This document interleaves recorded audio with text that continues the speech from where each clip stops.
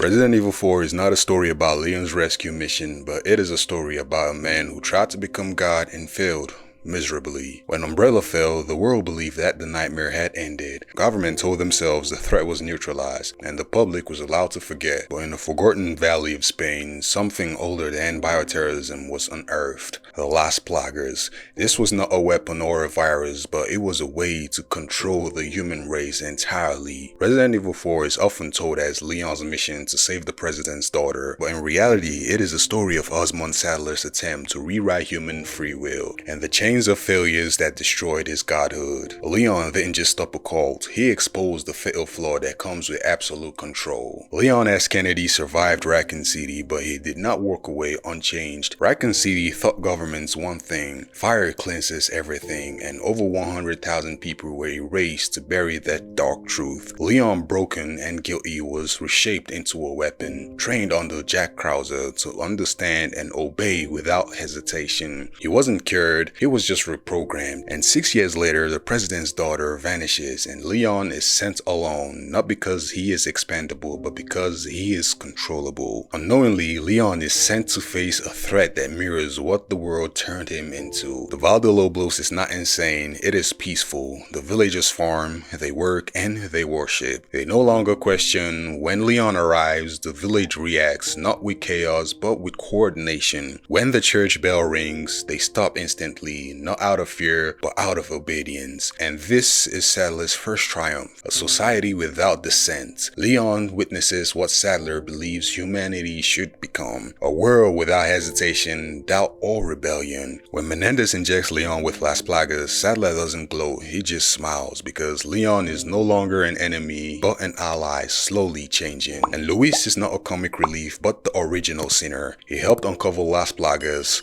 he helped refine it, and then he realized what Saddler truly wanted. Not power, but total submission and control. Luis ran, not because he was brave, but because he was guilty. Every suppressant, every note, and every warning he gives Leon is an attempt to undo his original sin. And when Ashley coughs blood even just once, Saddler has already won, because fear makes people easier to control than faith. Ashley Graham is not important because she is the president's daughter. She is important because she is ordinary. Saddler doesn't just want leverage, he wants proof of scalability. If Ashley can be controlled, then nations can be controlled too. Leon isn't saving Ashley, he is racing Saddler's timetable. Every hallucination that Leon suffers is Saddler tightening his leash, reminding him that every hero kneels eventually. But Ramon Salazar believes differently. He sees himself as royalty, but he is nothing more than a child enthralled by a god who doesn't love him. The castle is not a fortress, it is a stage, a demonstration of dominance. Zealots die smiling, creatures are born screaming, and when Ashley briefly turns on Leon, Saddler proves something terrifying. Control does not require consent. Ashley runs not because she doesn't trust Leon, but because she is no longer in control of herself. And this can be seen when Leon comes across Jack Krauser, who is Saddler's greatest success and his greatest failure. Unlike the villagers, Krauser chose control. Operation Javier taught him that loyalty means nothing to the government, power does. Saddler offered him strength without restraints, but Krauser misunderstands this truth. He is not free, he is just a stronger slave on a longer leash.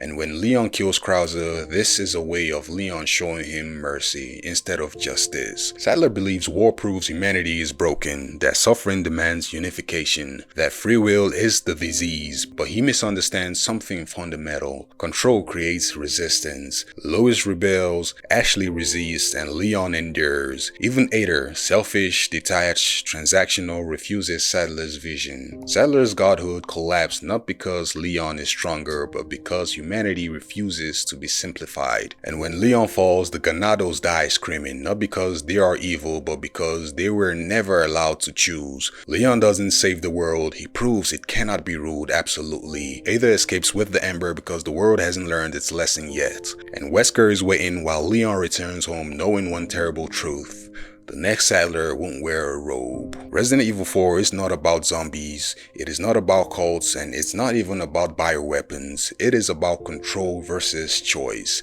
Saddler tried to become God and his godhood failed because humanity refuses to stop thinking, and this is the real horror. Please, If you enjoyed this video, kindly hit that like button, hit that subscribe button, and hit that notification bell icon so you can get notified when I upload new videos like this, as I am currently trying to hit 1,000 subscribers by the end of this year. And until next time, peace and love. Incredible.